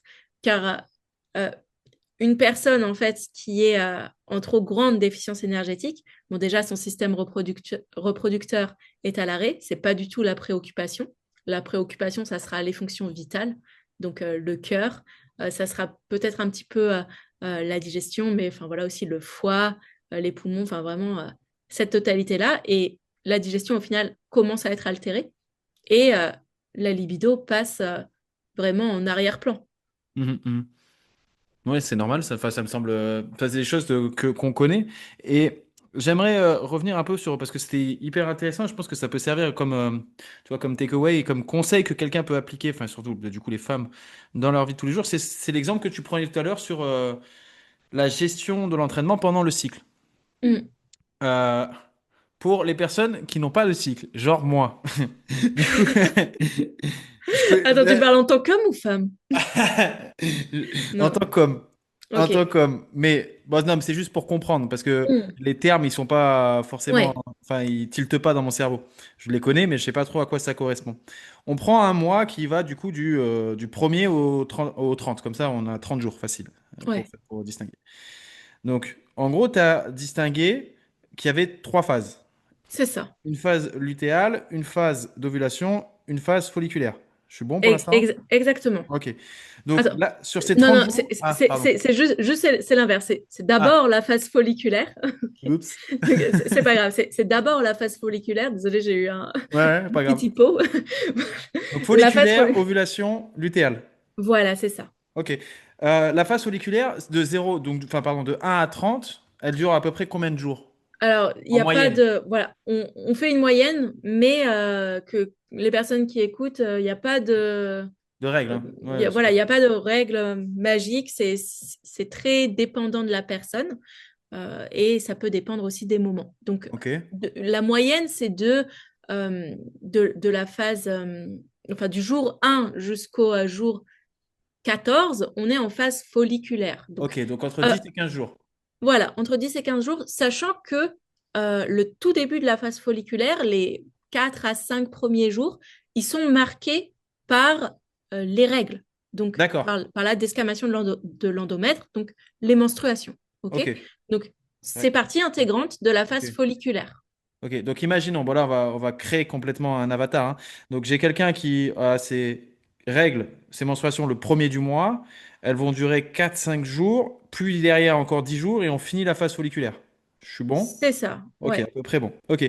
Durant cette phase-là, la personne va plutôt être. Alors, encore une fois, tu vas me dire, ça va dépendre puisque chacun vit. Déjà, tu l'as dit, s'il y a des gros symptômes, donc par symptômes, j'imagine c'est douleur, fatigue, toutes ces choses-là, qui sont répétées chaque mois, là, on s'inquiète. C'est pas normal. Mm. D'accord. Pendant ces 10, 15 premiers jours, euh, qu'est-ce qu'on doit surveiller? Est-ce que c'est une période où on peut augmenter les charges? Est-ce que c'est une période où peut-être il va falloir un petit peu diminuer? On est sur quel genre de phase là? Bah, déjà, donc juste après les menstruations, Ouais, un peu plus tôt dans le podcast, j'ai dit certaines femmes vivent très bien leur cycle. ouais, C'est parce que euh, normalement, pendant les menstruations, déjà les oestrogènes et la progestérone sont encore assez basses parce ok, qu'elles ont chuté, c'est basse. Mais à la fin des menstruations, ça commence à réaugmenter. Donc peut-être que chez certaines personnes, ça réaugmente un tout petit peu avant, ce qui fait qu'elles ont voilà, davantage d'énergie. Et aussi, voilà, ça peut jouer. Donc, encore une fois, c'est individuel. Pour revenir à ta question, déjà, que mettre à ce moment-là? En fait, ça dépend De la de ton personne. cycle. Non, ça Ouais, dépend ok. de ton cycle de programmation d'entraînement. Parce Ok. que, en fait, c'est plutôt quel est l'objectif de ma sportive pour amener une programmation logique par rapport à son objectif. Donc, supposons, on fait de l'hypertrophie, Ouais. d'accord?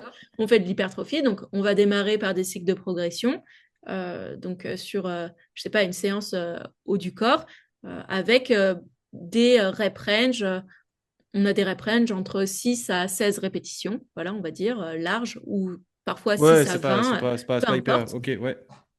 Quand on démarre une programmation, en fait, je ne tiens pas compte forcément tout de suite du cycle menstruel. C'est D'accord. plutôt ensuite que ça va venir moduler. Mais voilà, comme, je ne sais pas, je peux prendre en charge une personne, elle va arriver pendant sa phase lutéale ou sa phase folliculaire ou son ovulation. Franchement, au début, peu importe. De toute façon, comme c'est le début de la prise en charge, on va un peu tâtonner. On va un peu Ok. tâtonner. Maintenant, ce qui est bien de savoir, c'est que les oestrogènes, ils sont neuroexcitateurs. Donc, voilà, il y a un peu ce côté normalement où on va se sentir bien, euh, on va avoir justement cette montée de force. On peut aussi justement avoir plus d'explosivité, plus de réactivité. Donc, ça pourrait être propice à mettre des choses, je ne sais pas si on s'entraînait en force, par Mhm. exemple, ça pourrait être propice à mettre plus de RM ou plus enfin voilà, de D'augmenter RM, un peu. 3 RM, Donc en d'augmenter fait, un la petit peu. phase folliculaire, hormis s'il y a un problème, c'est de manière générale, et bien sûr après c'est adapté, mais c'est plutôt une phase propice enfin, performer C'est c'est plutôt voilà voilà C'est il y a- plutôt bien. Normalement, ça se passe plutôt bien. L'entraînement se passe plutôt bien. Tu as une montée d'œstrogène, l'entraînement voilà devrait l'entraînement se plus. passe plutôt bien. Maintenant voilà sur les études qui ont été faites dessus, tu sais il y a pas d'études où vraiment ça démarque hyper bien. En général, en D'accord. fait, ce qui démarque, c'est que ce sont les symptômes qui viennent Ah, ok. Donc tu vas bien. aggraver. Soit tu vas Ouais, bien, et en fait, ça démarque quand en fait tu commences à aller moins bien. Il n'y a pas vraiment de je et vais encore mieux. exactement. Ouais, c'est D'accord. ça. D'accord. Ensuite, on voit quelques femmes qui performent davantage sur leur ovulation ou parfois pendant leur ex.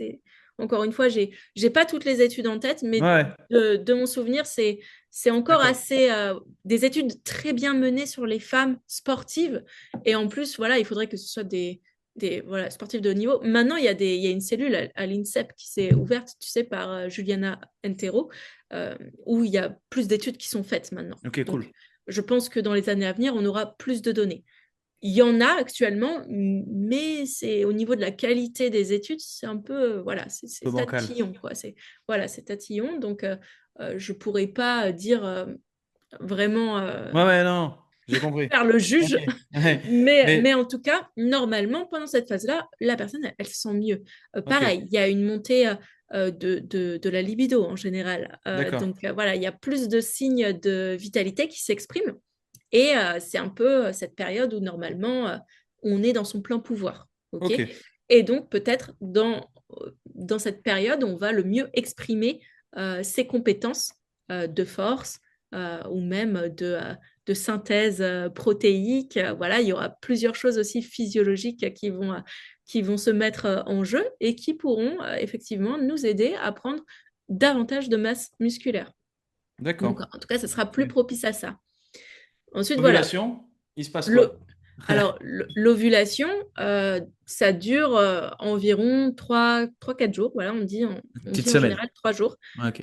Voilà, 3 jours, on dit. Ok. 3 jours. Ok. Et là, voilà, il y a beaucoup d'études qui ont été faites sur cette phase où on observe, tu sais, la laxité justement des tendons, des D'accord. articulations. Et donc, ce qui augmenterait potentiellement le risque de blessure, ça a beaucoup été fait sur le LCA. Ok. Donc, sur les ligaments croisés, pardon.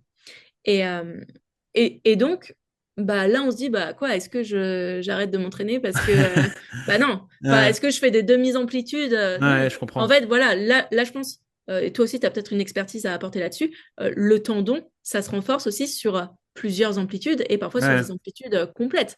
Donc, en fait, je dirais pas que il faut forcément adapter, mais je pense quand même qu'il faut assez s'écouter. Si la Il- personne, voilà, elle se sent instable, parce que en fait, c'est peut-être plutôt ça qui va être en jeu. C'est peut-être que la personne, elle va se sentir euh, moins stable sur ses appuis, moins stable dans son exercice, par exemple sur son squat. Peut-être que en bas du mouvement, elle va se dire, bah là, ouais, je me sens moins stable qu'il y a 2, 3 jours. Comment ça se fait? Et Mhm, ben mhm. peut-être que c'est ça qui peut potentiellement euh, engendrer une blessure parce que bah, comme la personne va être moins bien sur ses appuis, elle va peut-être se décaler, enfin voilà, ou compenser. Et là, effectivement, ça peut être problématique. Sincèrement, maintenant, moi, chez mes sportives, alors à part une ou deux où j'ai vu vraiment des grosses différences, c'est pareil. Ouais. On laisse les mêmes exercices, on laisse les mêmes choses. Et euh, éventuellement, s'il y a des douleurs, parce que pareil, pendant l'ovulation, c'est un peu plus rare, mais comme il peut y avoir des petites douleurs quand même, malgré tout, au Ok. niveau du plancher pelvien. C'est pas tout le temps, en général, ça vient un peu plus tard, mais parfois il y a une petite douleur aux ovaires, hein, comme on dit, petite douleur aux ovaires, et ensuite il y a une phase où ça va un peu mieux, puis après il y a la desquamation de l'endomètre qui peut recréer des douleurs. Donc voilà, l'ovulation en général, on change pas grand-chose, juste Pas on prête grand-chose. attention, mais pour moi, il y a pas forcément à changer. Et puis ensuite, il y a Et cette là, phase, voilà. et là, on arrive à la phase lutéale. Attends, parce qu'en même temps, j'apprends ma leçon. Ensuite, Phase il y a lutéale. la phase lutéale, où là, en fait, ça va être marqué d'abord par une chute de l'œstrogène et de la progestérone, puis ça va réaugmenter un petit peu quand même, et ensuite ça va rechuter.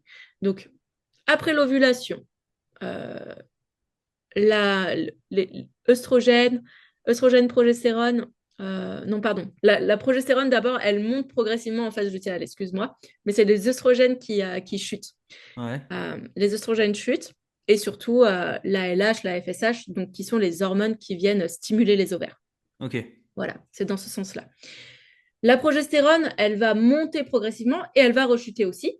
Et Ok. là, les œstrogènes donc, qui ont chuté après l'ovulation, ils réaugmentent doucement. Et Ok. puis après, pareil, ils rechutent Ok. avec la desquamation de l'endomètre. En fait, la phase lutéale, elle est marquée quand même par plus de dominance de la progestérone. Et ce qui va être important, c'est que la phase folliculaire et l'ovulation se soient bien passées.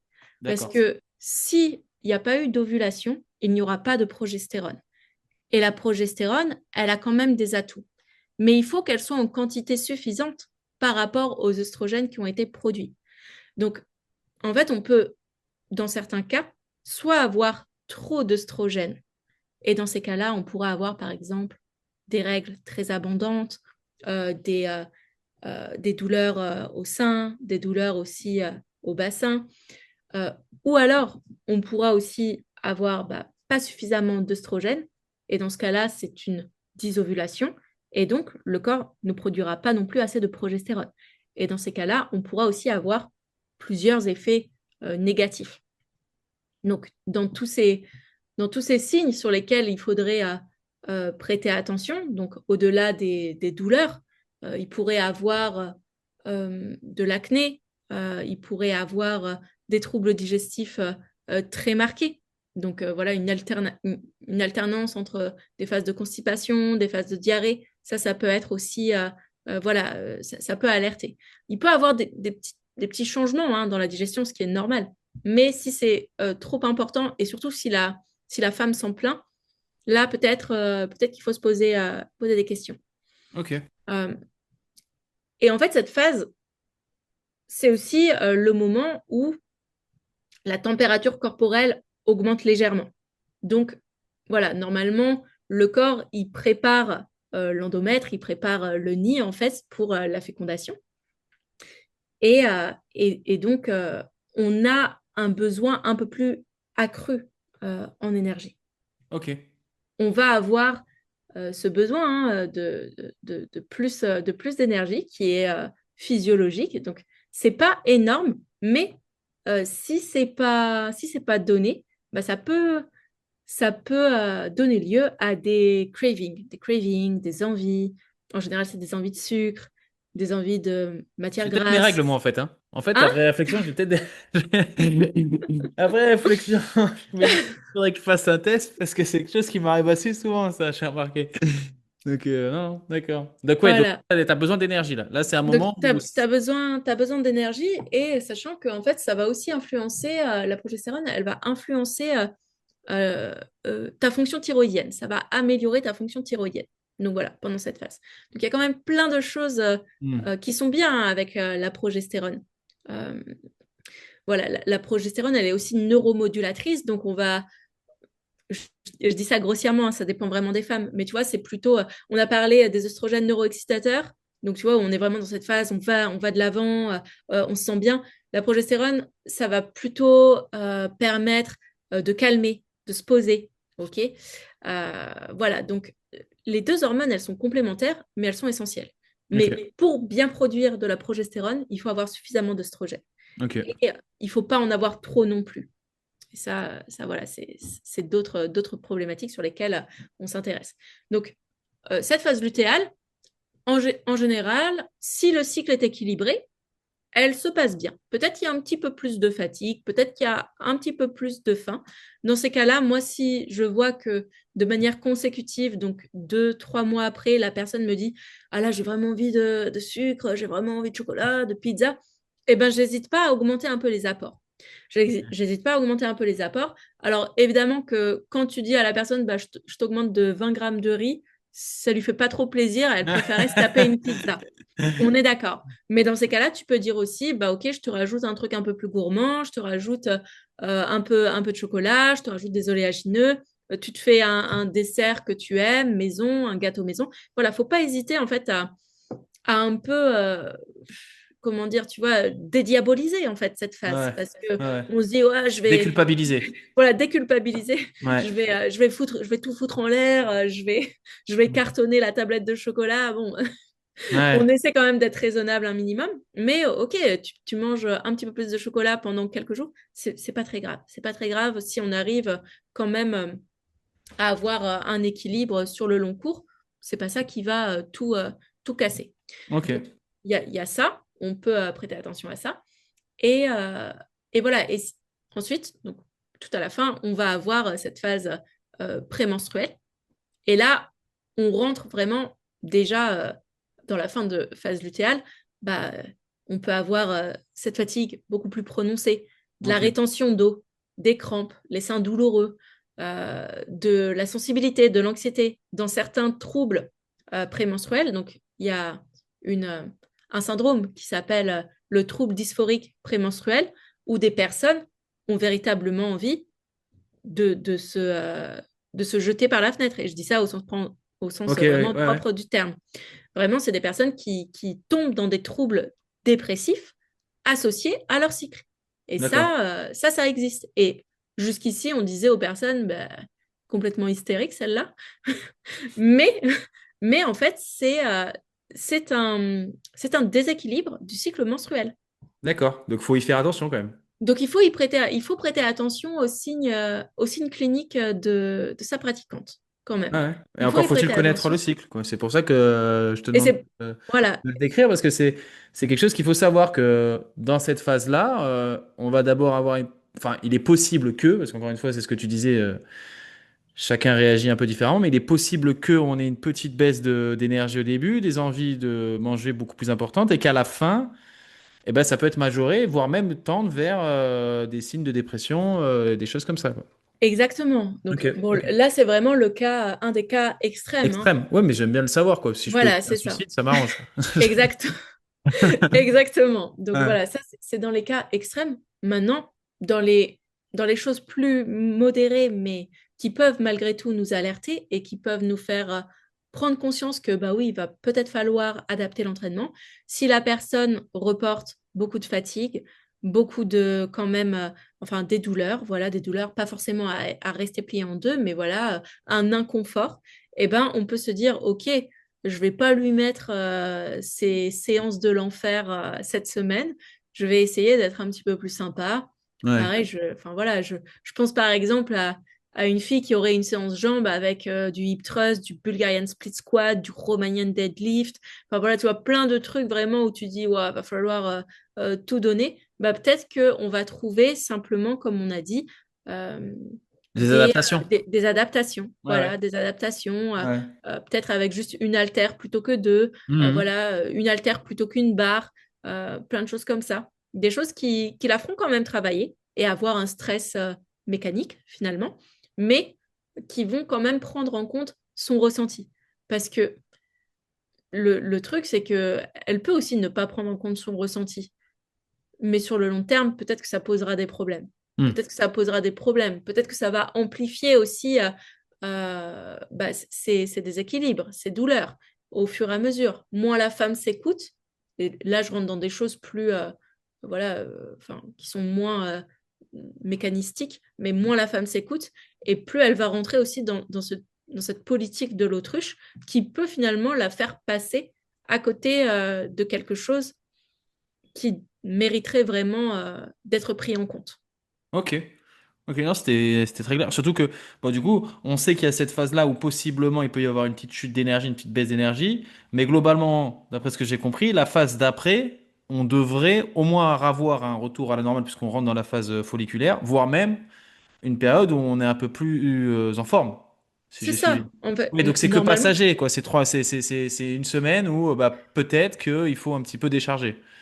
La femme, elle est cyclique. Elle est Mm. cyclique, donc voilà, elle aura ces plusieurs phases qui vont être plus ou moins marquées Mhm. euh, et qui est propre vraiment à chacune. Enfin voilà, c'est très individuel. Mais normalement, si tout va, enfin, si le gros du cycle va bien, Mhm. elle devrait avoir quand même des montées d'énergie. Parce que si Ok. elle n'a jamais de montée d'énergie, c'est bien qu'il y a une problématique, qu'il y a un Mhm. trouble du cycle, que Mhm. ce soit, voilà, que ce soit un trouble dysphorique prémenstruel, que ce soit un syndrome des ovaires polykystiques, que ce soit un déficit énergétique relatif, que ce soit une hyperandrogénie. Donc voilà, il y a tellement, tellement de choses. Ou alors trop d'œstrogène. Voilà, Ouais, il y a plein, après, il y a plein de variables à prendre en compte. c'est ça, il y a plein de variables à prendre en compte.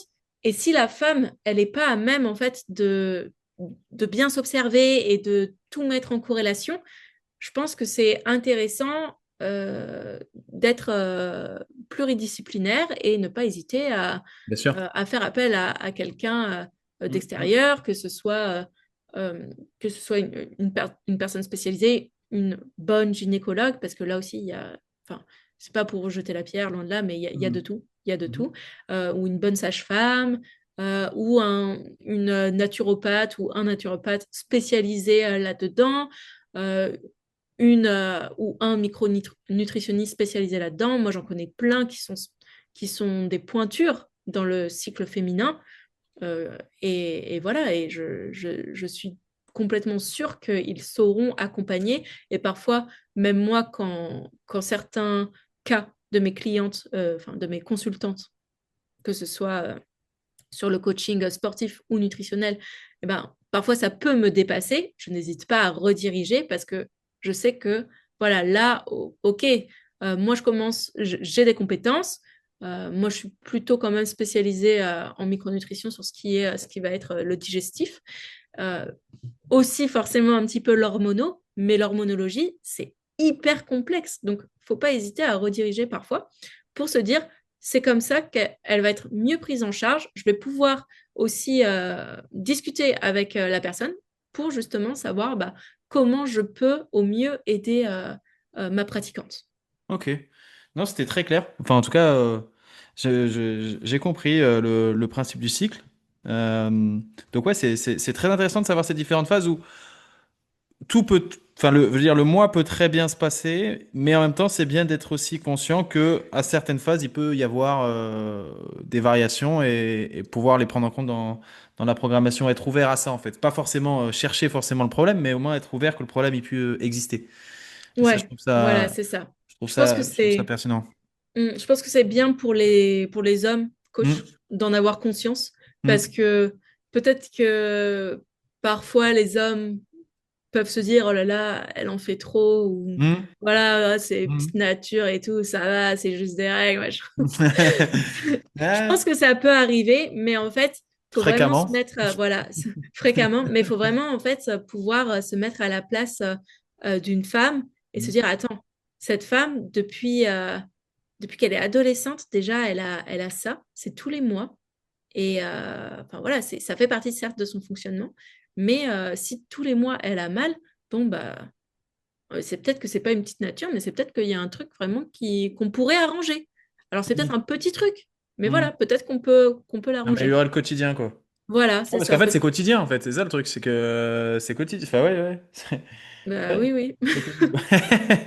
Ouais, d'accord. Non, mais en tout cas, je te remercie ouais, d'avoir pris le temps de répondre à toutes ces questions et d'avoir pris le temps d'expliquer à un amateur comme moi le principe du cycle, que je ne vivrai jamais, mais au moins je peux avoir une petite idée de à quoi ça ressemble.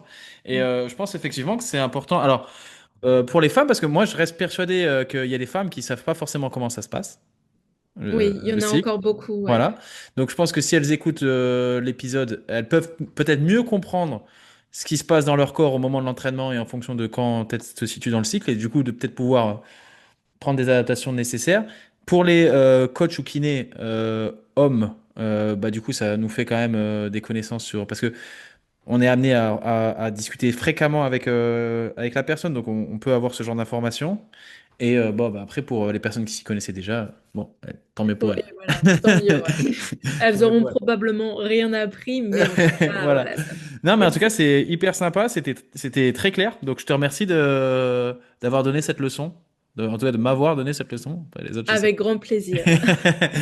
Voilà. Et je pense que, ouais, on rediscutera un petit peu parce que on peut pas tout faire dans un épisode. Mais j'ai des questions et des sujets que j'aimerais aborder de manière égoïste Écoute, pour mieux les comprendre. avec grand plaisir, si tu as envie de faire une FAQ ou quelque Ouais. chose, ou si Ouais, on peut on va faire un voir un petit peu sur les épisode. réseaux. D'ailleurs, sur les réseaux, les personnes peuvent te retrouver. Alors, sur comment on te Oui. contacte, comment on te retrouve? Oui, bon, je suis pas du tout active. Je regarde pas trop les réseaux sociaux, en fait. Donc, pendant un moment, j'étais assez quand même active, mais là, beaucoup moins, parce que le travail, voilà. Vous pouvez me retrouver à JuneCoach74. Donc, voilà. Mhm. Ouais, Et sinon, pour me contacter, bah, c'est via mon site internet. En fait, il y a mon lien en bio qui est mon site internet et les personnes peuvent directement parfait. me contacter par là. Donc, voilà. Impeccable. Super. Eh ben, écoute, merci beaucoup. Et je vais te laisser prendre ta seconde collation, ton vrai repas. Youpi! Merci beaucoup, Val.